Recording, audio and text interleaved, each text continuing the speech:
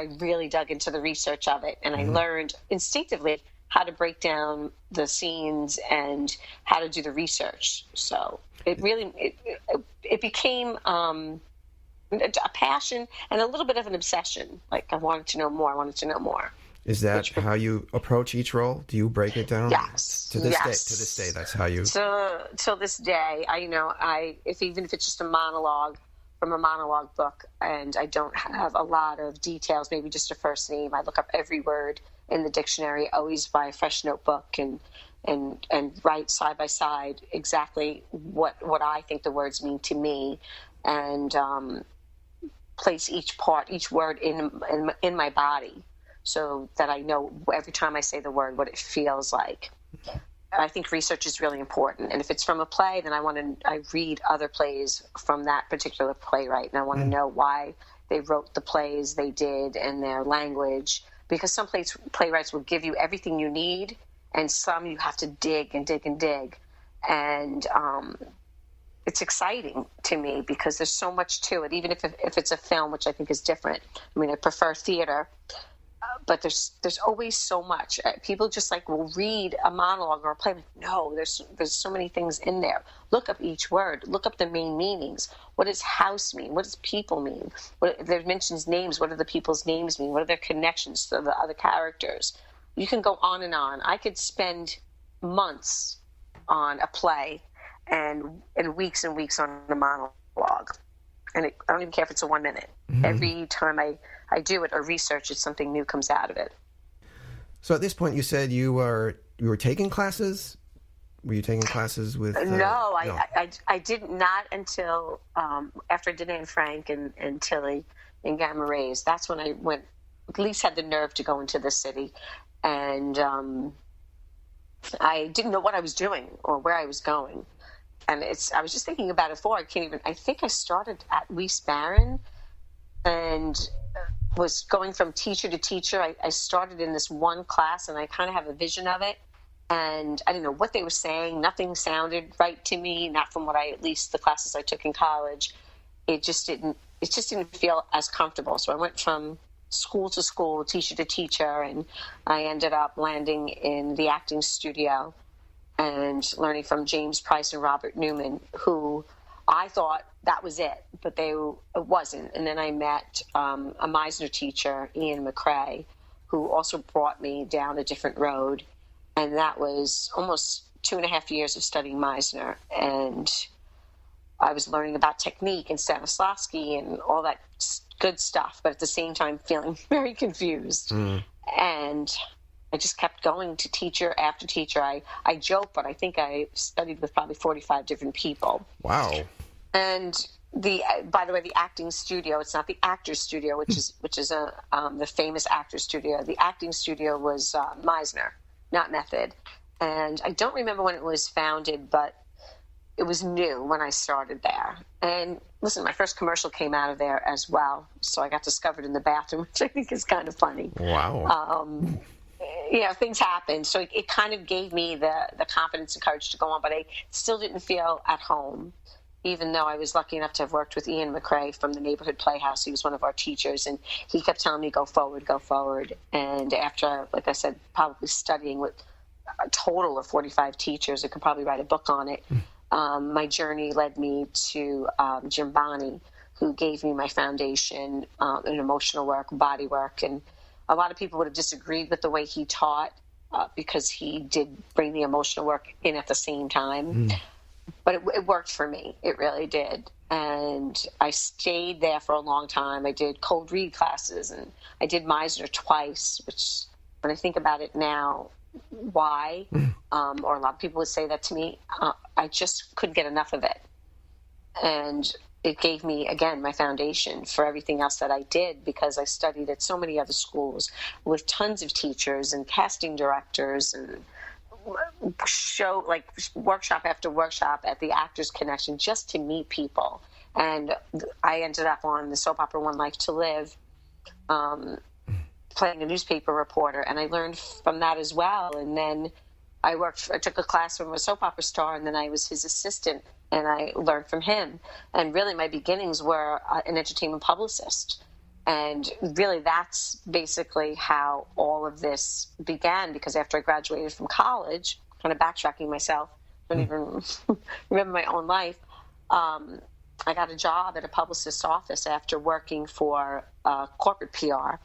And one of our clients was Paul Newman. So I thought, oh, here he is again. And I thought, I don't know, maybe I shouldn't be doing this. Maybe I should be acting. And it was really Newman's Own and his company. And after he had fired us, I just, again, didn't feel like I was in the right place. And I ended up working for an entertainment publicist.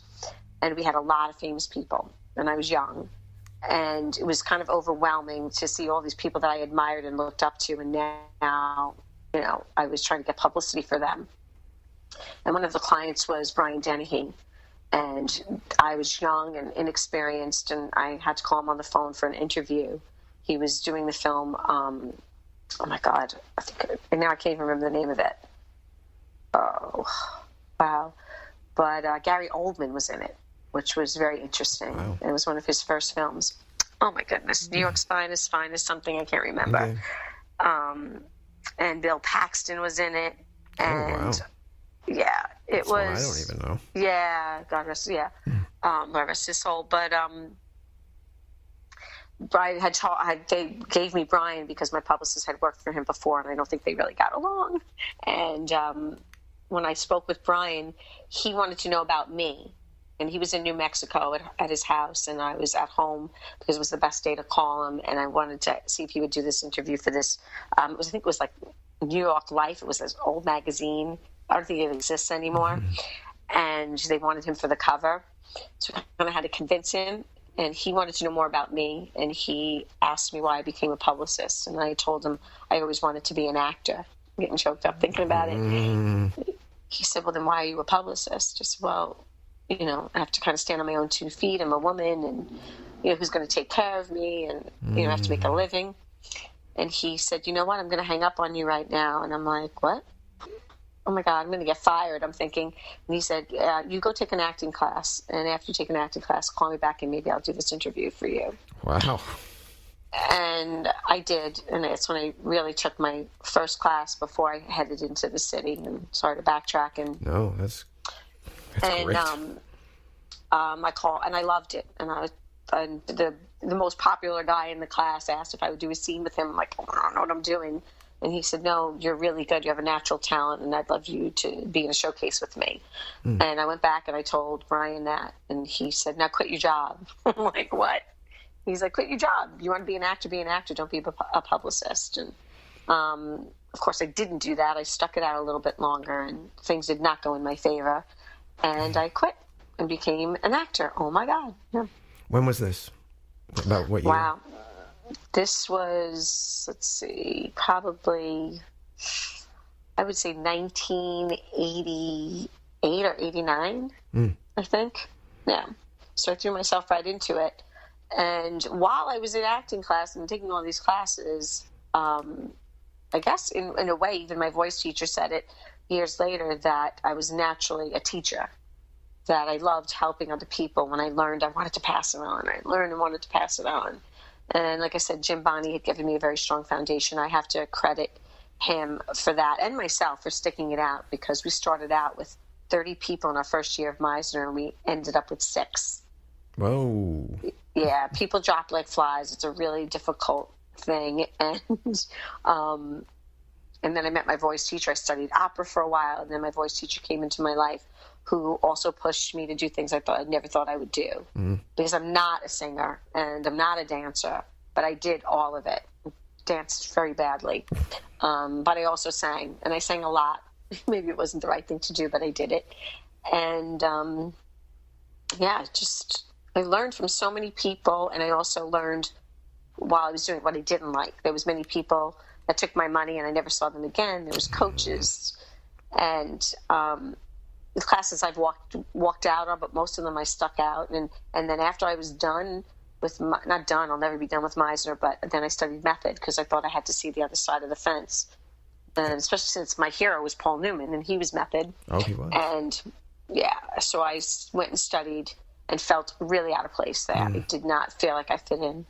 And so when I met Joanne Woodward, and the reason why I wanted to do Meisner is because I thought she was such an amazing actor. And she's like, wow, slow down. You're doing way too much. I just enjoy the process. So I think it really hit me when I studied with Larry Silverberg when he had come from Atlanta to come to New York. And he gave me back my money and told me that I had to leave the class. And he called me out in the middle of class. And I thought, oh, my God, I've been studying for 8 years. Like, why is he asking me to leave? And I said, what are you doing? He said, you could teach this class. I could feel your energy in the back of the room. You need to go out and act and move on. So I, again, appreciate the people that pushed me and kind of just said, you need to go here and do this and try that. I'm grateful for all of that. And I'll never forget it. I don't know. It's it feels like such a long journey, but a good one. And sometimes I can't remember all of it because it was so many people and so many actors and scene partners. And with each one you grow, each one you change, each one you experience, and even the hardships of life, stopping to have a baby in the middle of all of it and then going back to it, but never stopping. Never stopping. Why do you think...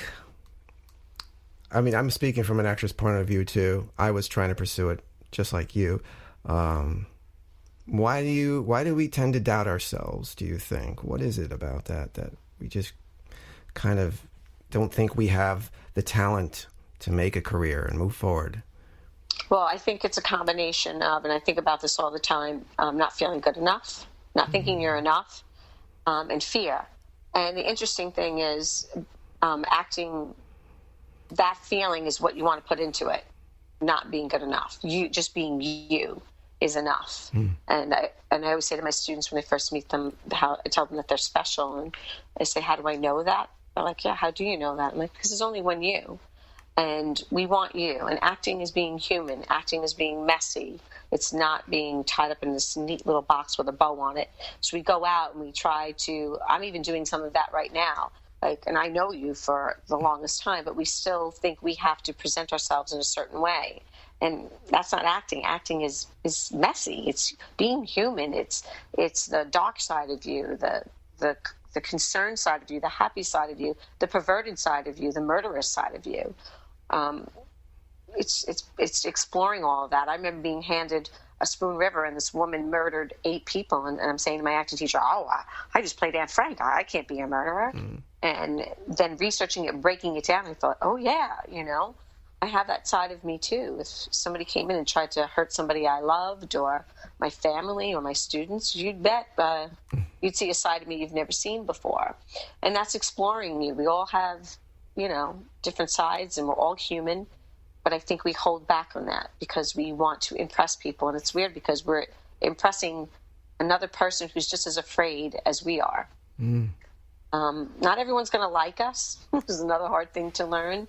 And I think, I'm a nice person. I'm kind. I'm loving. I'm caring. And I help people, not even trying. It's just a natural thing that I do. But sometimes people, Yeah. You're going to have your haters. You're going to have your haters.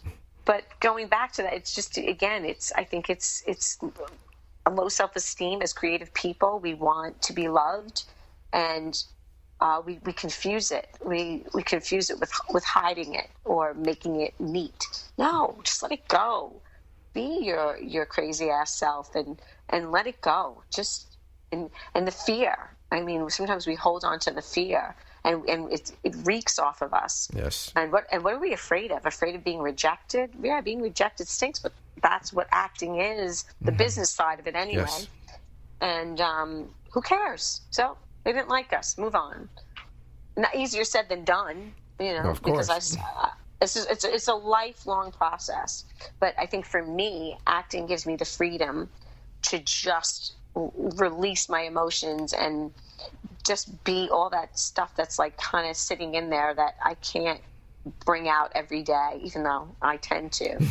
I can't control myself. But you see people looking at you weird in the store, or what? Did you just say that out loud? And maybe they'll think it's a disease, but it's not. It's just being yourself and being human. I've been saying that a lot to my students lately. Just be human. And they're like, what? Just be human. hold hands, connect with each other. We're